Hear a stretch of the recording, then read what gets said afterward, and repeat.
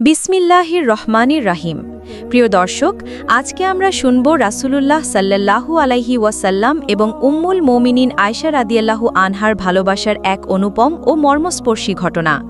আয়েশা রাদিয়াল্লাহু আনহা বলেন, আমি এবং রাসূলুল্লাহ সাল্লাল্লাহু আলাইহি ওয়াসাল্লাম একসাথে একই পাত্রের পানি দিয়ে গোসল করতাম। তিনি আরও বলেন, রাসূলুল্লাহ সাল্লাল্লাহু আলাইহি ওয়াসাল্লামের চুল কানের লতি এবং মধ্যবর্তী স্থানের সমান লম্বা ছিল। এই হাদিসটি আমাদের শিখায় রাসূলুল্লাহ সাল্লাল্লাহু আলাইহি ওয়াসাল্লামের পারিবারিক জীবন ছিল ভালোবাসা, নম্রতা ও কোমলতায় পূর্ণ। তিনি আমাদের দেখিয়ে গেছেন কিভাবে দাম্পত্য জীবনের শ্রদ্ধা, আন্তরিকতা আর সুন্নাহ মেনে চলা উচিত।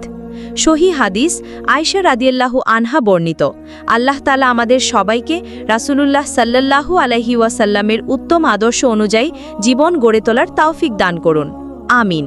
ভিডিওটি ভালো লাগলে শেয়ার করুন আর আমাদের চ্যানেলটিকে সাবস্ক্রাইব করতে ভুলবেন না। জাযাকাল্লাহু খাইরান।